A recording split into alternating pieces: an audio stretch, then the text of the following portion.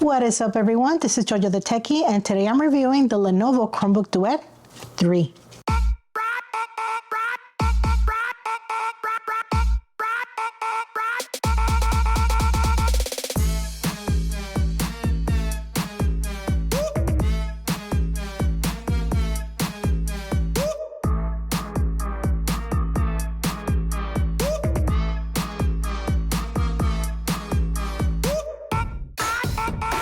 So yes, I caved. I sold my Duet 5 and went for the smaller 11-inch Duet 3 as my tablet.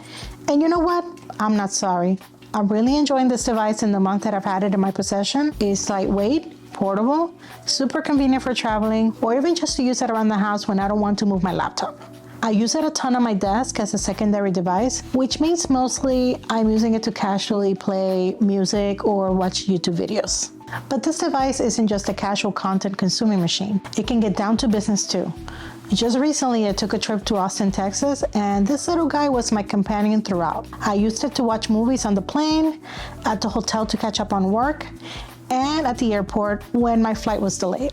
Now, for those that don't know, the Duet 3 is the successor to the highly popular OG Lenovo Chromebook Duet, which I reviewed in 2020 and have made quite a few videos about it. This second iteration is definitely an improvement over the original, with a slightly larger 11-inch screen versus a 10.1-inch screen that made the first Duet's keyboard a tad difficult to type on. The processor also gets some love with a faster Qualcomm Snapdragon 7C, replacing the MediaTek Helio P60T, which was definitely showing its age at this point.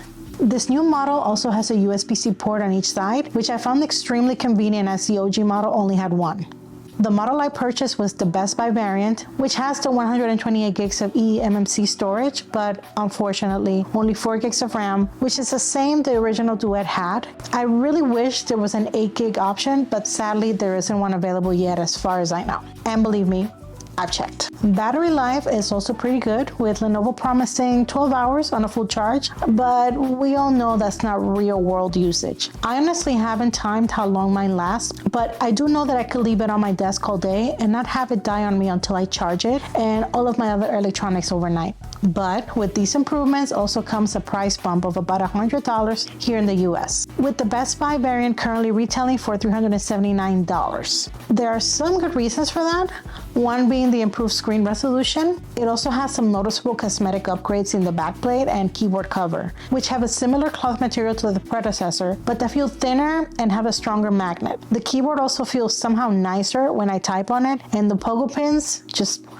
snap into place. Now, here's the bad and the ugly. The Duet 3 has stylus support just like the original Duet has. If you're not familiar with USI, I'm gonna go ahead and link my video about it over here. But basically, USI stands for Universal Stylus Initiative, and it is meant to be an open standard for stylus manufacturers to follow when it comes to creating styluses for Chromebooks. However, earlier this year, USI announced the new and improved version 2.0, which included perks like NFC wireless charging, expanded tilt functionality, and support for in-cell displays. Now, that in-cell display is precisely what the Duet 3 has, and while that's technically an upgrade, it also makes the Duet 3 incompatible with styluses that were manufactured for USI 1.0. And the Duet 3 is currently the only Chromebook with this problem because it's the only one that is manufactured with an in-cell display so far. But there's hope. Lenovo is making their own USI 2.0 pen that will be compatible with the Duet 3, but it's been listed on their website as coming soon for a very long time. Penovo is also making their own USI 2.0 pen, and that's really the one I'm most excited to see. However, at the moment, it is virtually impossible to get your hands on a stylus that will work on the Duet 3, which is a bummer. And you know, that is a huge part of what my review was going to be about. A tablet of this size is perfect for inking and note-taking, and I can't believe Lenovo dropped the ball this badly when releasing this device without stock available for the pen that goes with it. I honestly would have paid an extra 20 or 25 bucks on the retail price of the tablet if it meant that the stylus came with it. I mean, it brings the pen holder in the back. Aside from the stylus situation, which is a big deal to me, I'm still happy with my purchase and will continue to keep an eye out for any USI styluses that I can use with it. I hope you enjoyed this video, and if you did, do me a favor and give it a like. If this is your first time here, be awesome and subscribe to the channel and click on the notification bell so you'll know when I post more videos. See you in the next one.